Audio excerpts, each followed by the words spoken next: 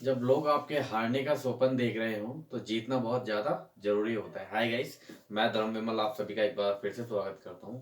तो एवरीवन, आज बात करेंगे हम अधिगम अक्षमता की, यानी कि लर्निंग डिसेबिलिटी। कि आप भविष्य में अगर शिक्षक बनने की कामना रखते हैं तो आपको क्या है, जो लर्निंग डिसेबिलिटीज का जो टॉपिक है वो बहुत ज़्यादा महत्वपूर्ण हो जाता है। सीटेट की बात करें, जो आगामी परीक्षा है 2 से 3 नंबर में आना ही आना है। 2011 से लेकर अभी तक जितनी बार भी परीक्षा हुई है, आपका ये डिसकैलकुलिए। काफ़ी सारे विद्यार्थी ऐसे हैं जो पुराने कह सकते हैं, जिन्हें पुराने स्टूडेंट है, उन्हें क्या है कि ये रट चुके हैं कि डिसकैलकुलिया, डिसग्राफिया, डिस्थीमिया, अफेजिया क्या है। लेकिन काफ़ी ज़्यादा कन्फ्यूजन सी हो जाती है, एक ही जैसे वर्ड होते हैं, डिस सब में ही लगा हुआ है। जो नए अभ्यर्थी हैं उन्हें बहुत ज़्यादा भ्रमित की सब होती है, बहुत ज़्यादा कन्फ्यूजन हो जाती है। तो आज ना उसी चीज़ को क्लियर करूंगा और एक ट्रिक बताऊंगा कि कैसे याद रखना है, कैसे क्या करना है। लेकिन अगर भविष्य में डीएसएसबी में भी पूछा जाता है, डीएसएसबी की बात करें या कोई भी यूपी टेट की बात करें, कोई भी टीचिंग संबंधित अगर आप एग्जाम दे रहे हैं जिसमें पेडागोजी पूछी जाती है, सीटीपी पूछी जाती है, तो उसमें 2 से 3 नंबर में पूछा जाना ही जाना है। 2 नंबर तो आप कंपलसरी मान के चलिए। डीएसएसबी की परीक्षा हो या कोई भी टीचिंग संबंधित कोई भी परीक्षा हो या किसी भी राज्य का कोई भी टैड हो, तो उसमें पूछा ही जाना है। ठीक है। तो लर्निंग डिसेबिलिटी की टॉपिक है आज का, यानी अधिगम अक्षमता, जिसे हम कहते हैं हिंदी में। अब अधिगम अक्षमता क्या होती है? अधिगम विकार भी कह लेते हैं हम।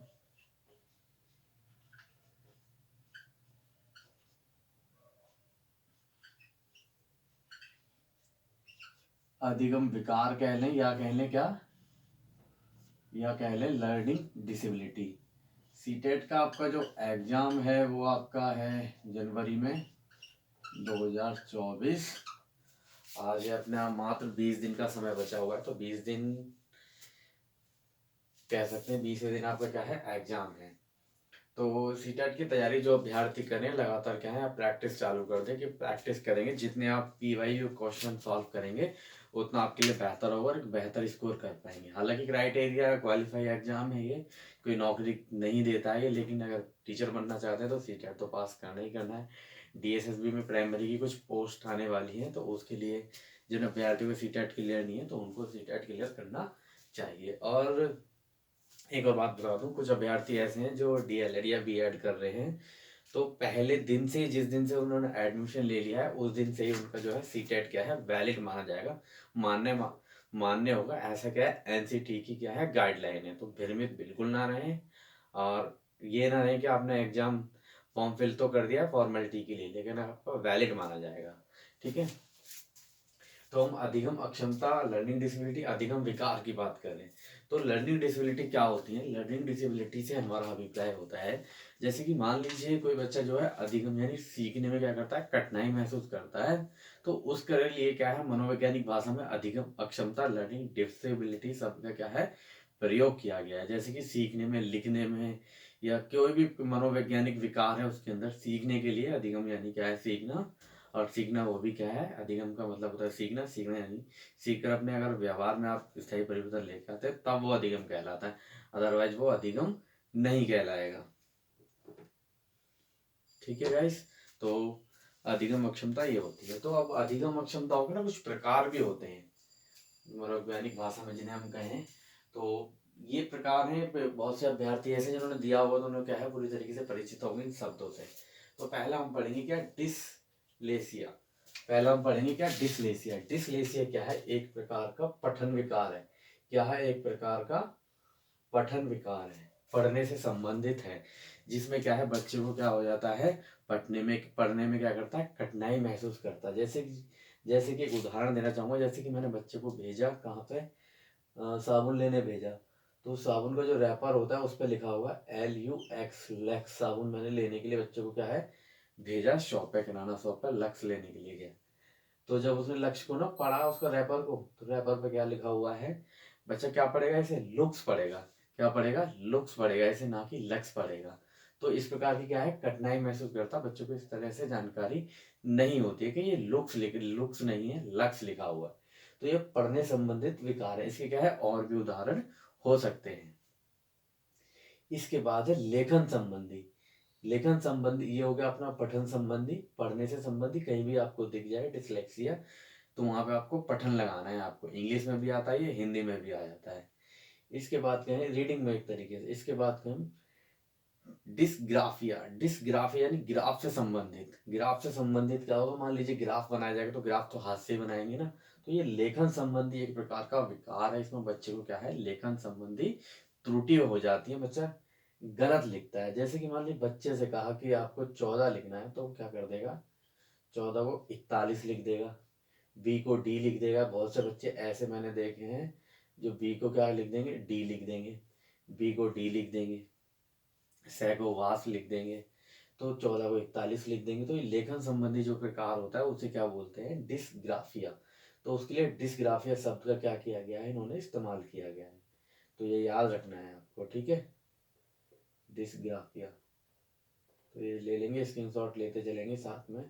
इसके बाद में बात करेंगे गणित विकार है डिस्कैलकुलिया। डिस्कैलकुलिया एक प्रकार का गणित संबंधित विकार है। इसमें गणना करने में क्या है कठिनाई महसूस होती है, क्या बच्चे को जोड़ने में कठिनाई महसूस होती है।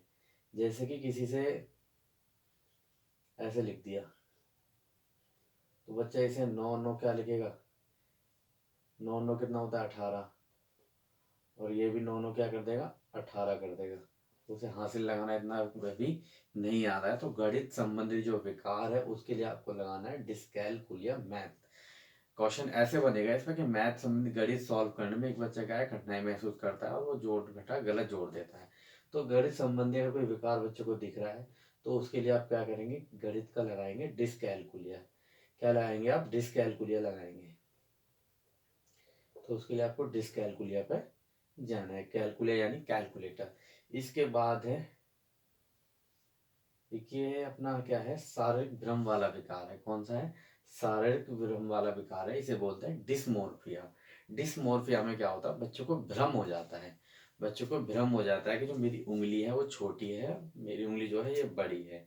तो इस प्रकार से वो क्या करता है कठिनाई महसूस करता है सीखने में कि मेरी उंगली छोटी है, मेरी उंगली बड़ी है।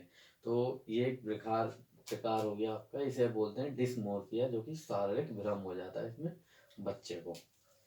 ठीक है, ये तो हो गए 4 जो कि महत्वपूर्ण है।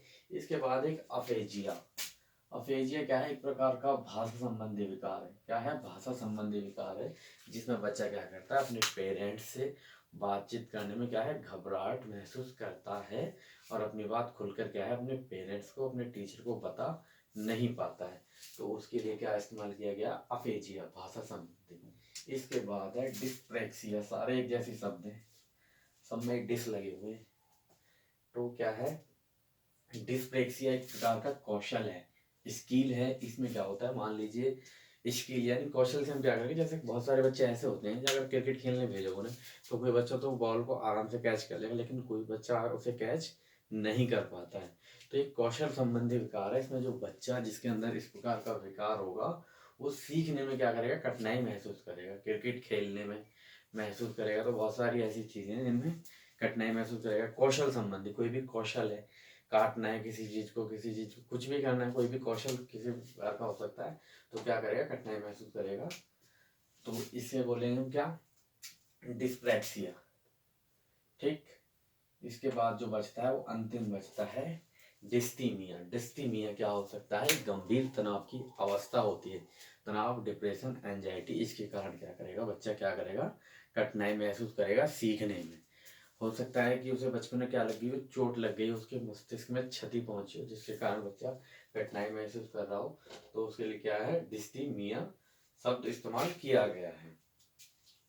तो ये 7 विकार थे जो कि बहुत ज़्यादा महत्वपूर्ण है परीक्षा के हिसाब से। आपको ये अच्छी तरीके से याद होने चाहिए अगर सीटेट की परीक्षा या कोई भी टीचिंग संबंधित परीक्षा आप क्या है क्लियर करना चाहते हैं अच्छे नंबरों से। तो ये विकार है, आपको क्या है पूरी तरीके से क्या करना है, कंठस्थ कर लेना है। एक बार रटना नहीं है, खैर समझ के पढ़ना है, रटना तो बिल्कुल खत्म कर दिया गया है। एनसीएफ की बात करें या एनईपी 2020 जो आई है, तो रटन शब्द कहीं भी दिख जाए तो नेगेटिव है। लेकिन इन्हें क्या करना, अच्छे तरीके से अंडरस्टैंडिंग बनानी है, तब जाके आप 2 नंबर क्लिक कर पाओगे सीटेट में। हिंदी में पूछा जाएगा, इंग्लिश में भी पूछा जा सकता है और आपका मैथ में भी पूछा जाएगा ही जाएगा। परीक्षा जब हो तो आप देख लेना। तो आप वीडियो के अंत तक रुकें, पूरी वीडियो को देखें। इसके बाद हम बात करें, एक एक्ट था अपना पुराना वाला,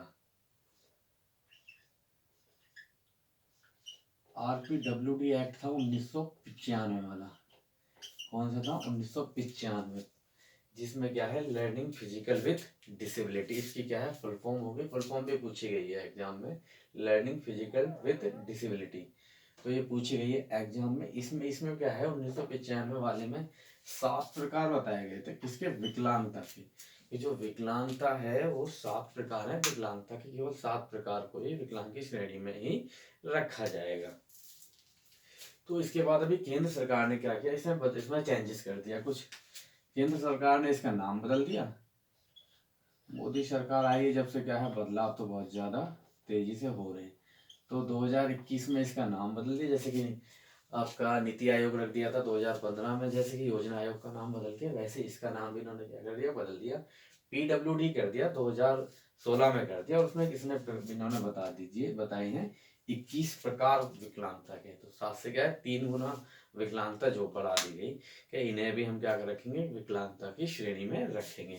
तो ये KVS के अंदर पूछा गया था, 2000 जो अभी 23 वाली परीक्षा हुई थी उसमें KVS में पूछा गया था कि विकलांगता के प्रकार कितने हैं। तो 21 प्रकार हैं विकलांगता के। 1995 वाले में 7 प्रकार थे और इसमें हो गए आगे जाके 21 प्रकार हो गए इसके विकलांगता के। ठीक है। और इसके साथ ही ना, एक पहले किसी भी बच्चे को या कोई भी विकलांग या होता था तो उसे क्या बोलते थे, विकलांग बोल देते थे। लेकिन विकलांगता विकलांगता जो शब्द है विकलांग को, उसे क्या कर दिया इन्होंने, पूर्ण रूप से खत्म कर दिया है केंद्र सरकार ने 2016 में, जब इसमें बदलाव किया। और उसकी जगह पे क्या रख दिया, दिव्यांग या दिव्यांगता। तो कहीं भी अब आपको क्या है, विकलांग देखने को नहीं मिलेगा, दिव्यांग देखने को मिलेगा। बस की सीट हो या ट्रेन की कहीं भी हो तो वहाँ पे विकलांगता आपको देखने को नहीं मिलेगा, आपको मिलेगा दिव्यांगता। तो ये सारी चीजें थी। आई होप आज का टॉपिक बहुत अच्छे से आपने पढ़ा होगा और आपका क्लियर हुआ होगा। जो भी हो, अगर कोई क्वेरी है तो आप पूछ सकते हैं कमेंट सेक्शन में जाके। तो मिलते हैं फिर नेक्स्ट वीडियो में, तब तक के लिए सेफ रहें और अच्छे से क्या है, अपनी पढ़ाई को क्या रखें, बरकरार रखें। तो धन्यवाद दोस्तों, मिलते हैं नेक्स्ट वीडियो में।